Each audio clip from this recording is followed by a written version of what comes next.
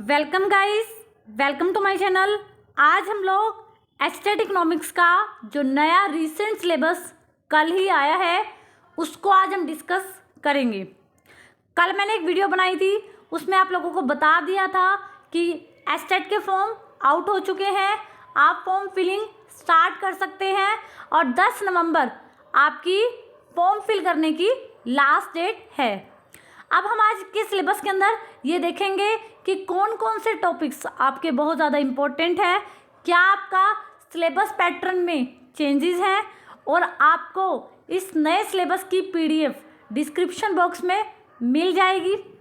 सबसे पहले देखिए, सबसे पहले जो आपका टॉपिक रहेगा इकोनॉमिक्स का, कि इकोनॉमिक्स में क्या डेफिनेशन है इकोनॉमिक्स की, क्या उसका स्कोप है, क्या सेंट्रल प्रॉब्लम है एक इकोनॉमी की, प्रोडक्शन पॉसिबिलिटी कर्व, उत्पादन संभावना वक्र क्या है, एक अर्थव्यवस्था की कौन कौन सी समस्याएं होती है केंद्रीय, ये सब आपको फर्स्ट टॉपिक में पता होना चाहिए।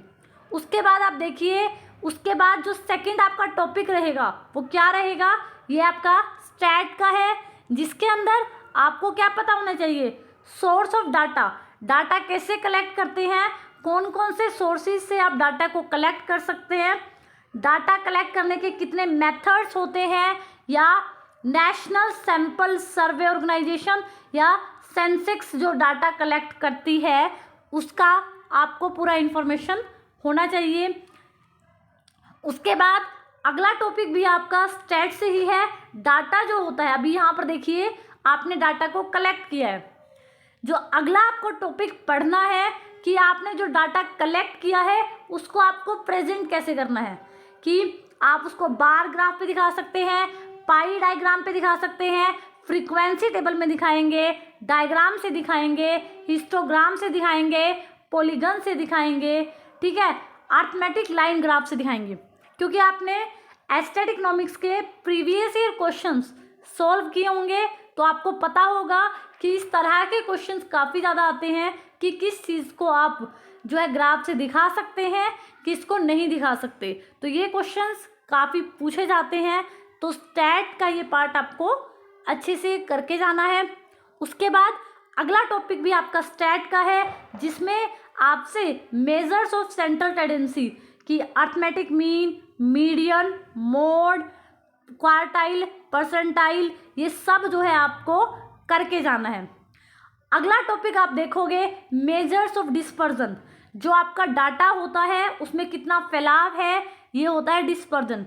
तो उसके अंदर आपको क्या क्या टॉपिक पढ़ के जाने हैं, रेंज क्या होती है, क्वार्टाइल डेविएशन क्या होता है, मीन डेविएशन के फॉर्मूलेज, इनकी characteristics, standard deviation, measures of relative dispersion. तो डिस्पर्जन वाला जो चैप्टर है स्टैट के अंदर वो आपको करके जाना है।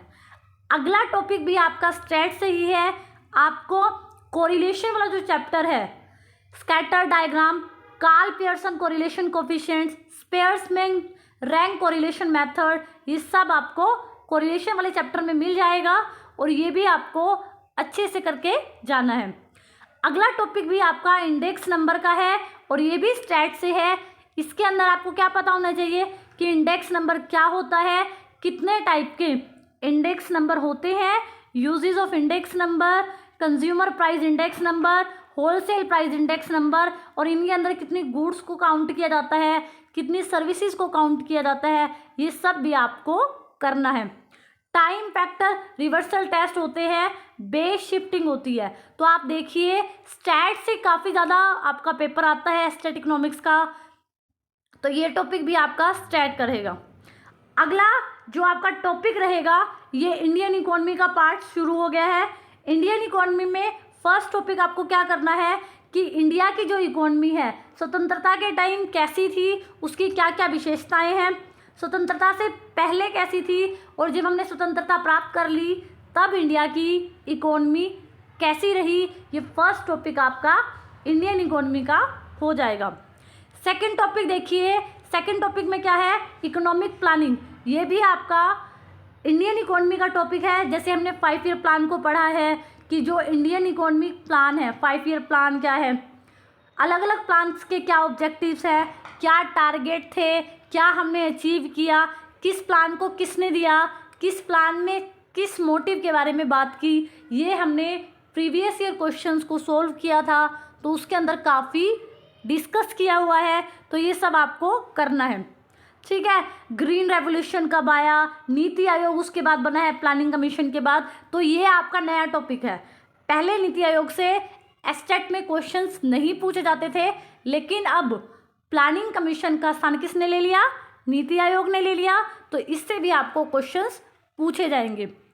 अगला आपका इंडियन इकोनॉमी का जो टॉपिक है वो क्या है, न्यू इकोनॉमिक रिफॉर्म्स, एलपीजी की पॉलिसी, ये आपसे इससे क्वेश्चंस काफ़ी पूछे जाएंगे। Liberalisation, privatisation, globalisation.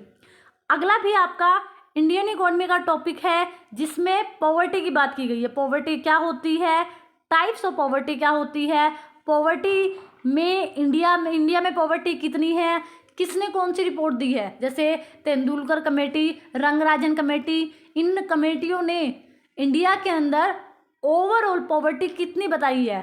अब की बार ये टॉपिक नया है, इससे क्वेश्चन जरूर आएगा कि ओवरऑल जो इंडिया की पॉवर्टी है अलग अलग कमेटीज़ के हिसाब से कितनी है, तो आपको ये टॉपिक भी करके जाना है। उसके बाद अगला जो टॉपिक आपका रहेगा वो भी इंडियन इकोनॉमी का रहेगा, रूरल डेवलपमेंट, कि ग्रामीण क्षेत्र में जो विकास है वो कैसे हुआ, कौन कौन से प्रोग्राम जो है रूरल डेवलपमेंट के लिए चलाए गए, एग्रीकल्चर में क्रेडिट जो दी जाती है उसका क्या सिस्टम है, कॉरपोरेटिव बैंक्स क्या होते हैं, एग्रीकल्चर में मार्केटिंग क्या होती है, नाबार्ड जो है ये कौन सा ऑर्गेनाइजेशन है, ये सब आपको इंडियन इकोनॉमी में करके जाना है। अगला टॉपिक भी आपका इंडियन इकोनॉमी का है, इसके अंदर आपसे एम्प्लॉयमेंट, कितनी तरह की एम्प्लॉयमेंट होती है, टाइप्स ऑफ अनएम्प्लॉयमेंट, ये एम्प्लॉयमेंट को लाने के लिए कौन कौन से प्रोग्राम स्टार्ट किए गए, गवर्नमेंट कौन कौन सी स्कीम एम्प्लॉयमेंट को प्रमोट करने के लिए करती है, ये सारे आपसे इंडियन इकोनॉमी में रिसेंट क्वेश्चंस पूछे जाएंगे। उसके बाद अगला टॉपिक भी आपका इंडियन इकोनॉमी का है, जहां आपसे इंफ्रास्ट्रक्चर में energy, transport, communication, irrigation, health facility या फाइनेंशियल इंस्टीट्यूशंस, इनसे काफ़ी क्वेश्चंस पूछे जाएंगे। उसके बाद जो अगला इम्पोर्टेंट टॉपिक आपका इंडियन इकोनॉमी का रहेगा वो है सस्टेनेबल डेवलपमेंट, कि जो धारणीय विकास है वो क्या होता है, इसको आप कैसे मेज़र कर सकते हैं, और इन्वायरमेंट का पोल्यूशन जो है वो क्या रोल प्ले करता है, ये वाला क्वेश्चन भी काफ़ी ज़्यादा आप देखना एस्टेट इकोनॉमिक्स में पूछा जाएगा।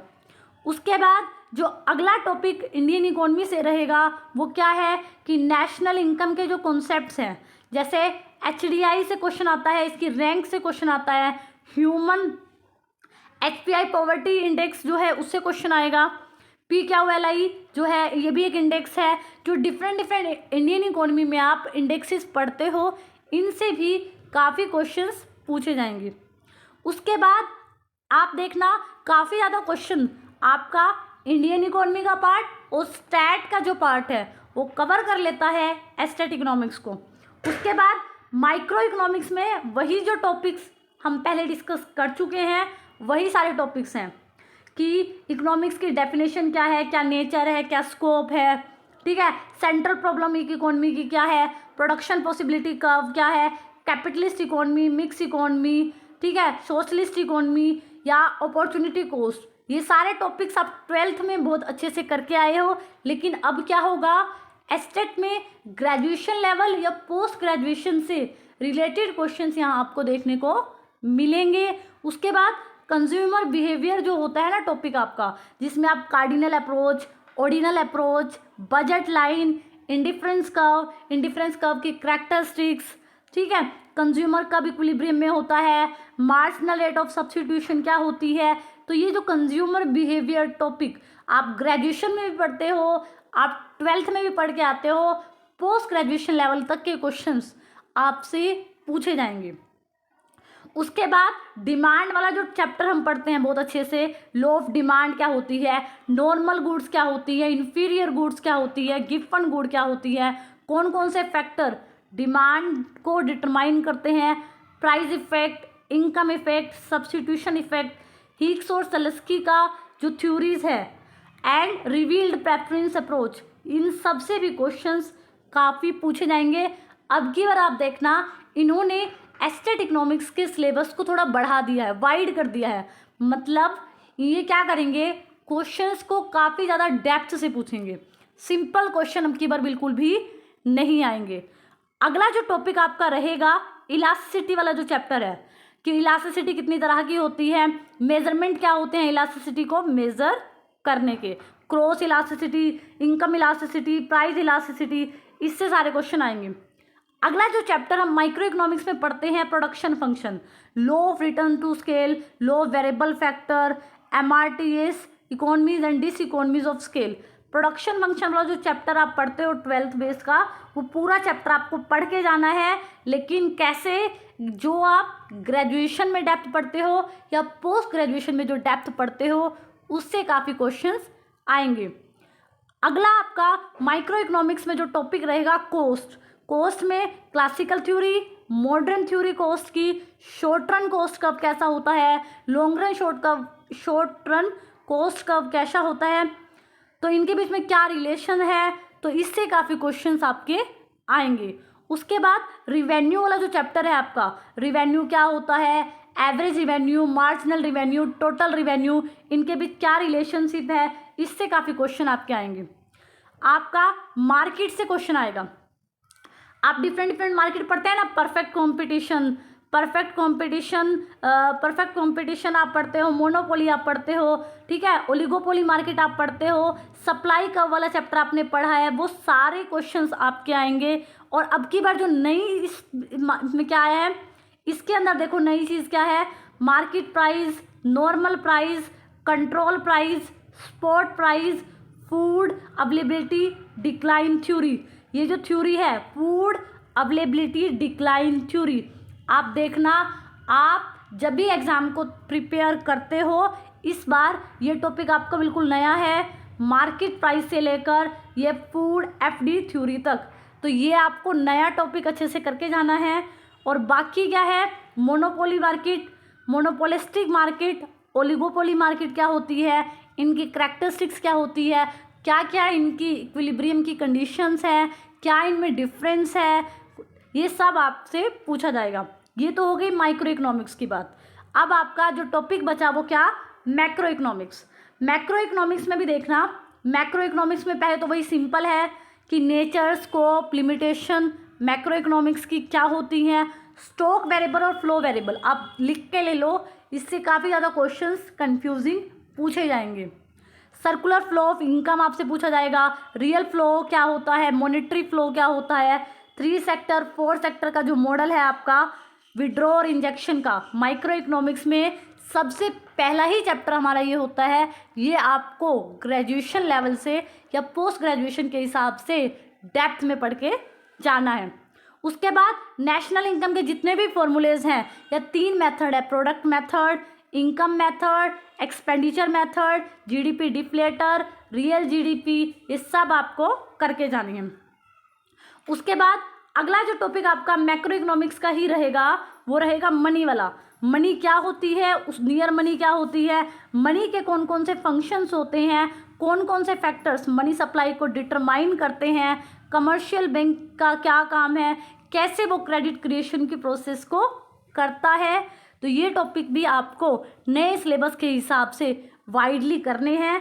उसके बाद देखो, उसके बाद क्या उठाया इन्होंने, उसके बाद इन्होंने determination of output and employment, ये केंज और क्लासिकल ने जो aggregate demand, aggregate supply, MPC APC वाले जो कॉन्सेप्ट दिए हैं ना, वो सारे आपको करने हैं।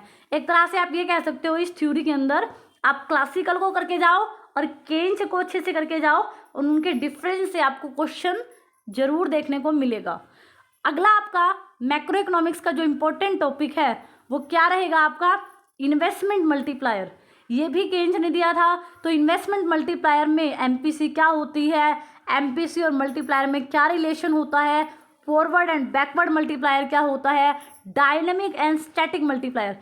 पहले क्या होता था, मल्टीप्लायर से सिंपल क्वेश्चन पूछा जाता था, लेकिन अब की बार जो चेंजेस हैं उसमें क्या बोला इन्होंने, देखो स्टैटिक मल्टीप्लायर और डायनामिक मल्टीप्लायर दोनों अलग अलग हैं, तो इनसे क्वेश्चन आपको देखने को मिलेगा।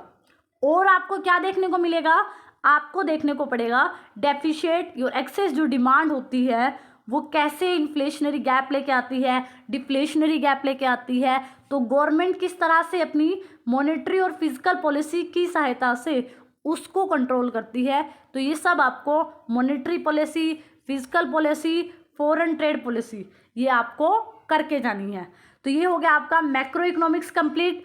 अब आपका जो लास्ट बचता है वो क्या है, आपकी पब्लिक इकोनॉमिक्स। मैंने आपको पहले भी एक बार डिस्कस किया है स्टेट इकोनॉमिक्स का सिलेबस, उसमें भी मैंने आपको 4 ही सब्जेक्ट बताए थे। फर्स्ट आपका स्टेट रहेगा, आपकी माइक्रो इकोनॉमिक्स रहेगी, मैक्रो इकोनॉमिक्स रहेगी, इंडियन इकोनॉमी रहेगी, और फिफ्थ जो आपको बताया था मैंने वो पब्लिक इकोनॉमिक्स रहेगी।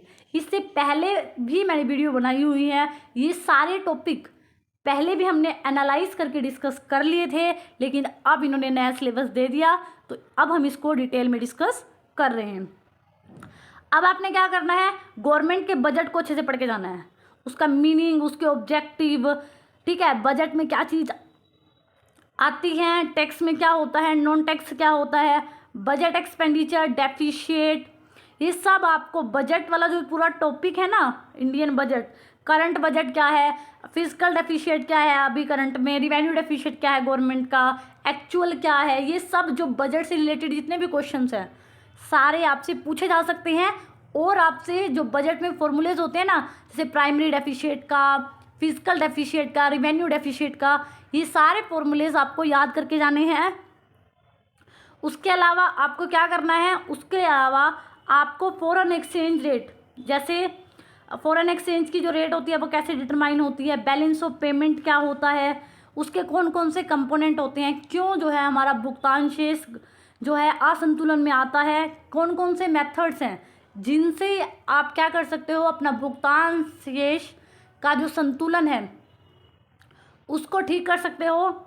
आप इसको मैक्रो इकोनॉमिक्स के हिसाब से भी करके जा सकते हो, और आप ये इंडियन इकोनॉमी में भी पढ़ते हो बैलेंस ऑफ पेमेंट को। उसके अलावा इन्होंने क्या बोला है, सब्जेक्ट रिलेटेड पैडागोजी, ये पहले कभी नहीं था, ये एक नया कॉन्सेप्ट है। आपसे इकोनॉमिक्स की एक सिचुएशन दे देंगे और पैडागोजी से रिलेटेड क्वेश्चंस पूछ लेंगे। जैसा कई बार आपने देखा होगा केबीएस में पूछते हैं, टीचिंग एप्टीट्यूड में पूछते हैं, कोई एक सिचुएशन होती है उसके हिसाब से आपको ऑप्शन दे देंगे, फिर आपको आंसर करना होता है। यहाँ पर भी आपको इकोनॉमिक्स की कोई सिचुएशन दे देंगे और आपसे पैडागोजी से रिलेटेड 2-4 क्वेश्चन आपको पेपर में देखने को मिलेंगे। आज हमने एचटेट इकोनॉमिक्स का जो डिटेल सिलेबस है, जो नया रिसेंट सिलेबस है, उसको डिस्कस कर लिया। आई होप सो आपको हर टॉपिक कि आपको सिलेबस में क्या करना है, क्या नया है, समझ आ गया होगा। आपको इसकी पीडीएफ डिस्क्रिप्शन बॉक्स में मिल जाएगी। अगर आपको ये वीडियो अच्छी लगी हो तो प्लीज़ मेरे चैनल को लाइक करना, शेयर करना एंड सब्सक्राइब करना। Thank you so much for watching this.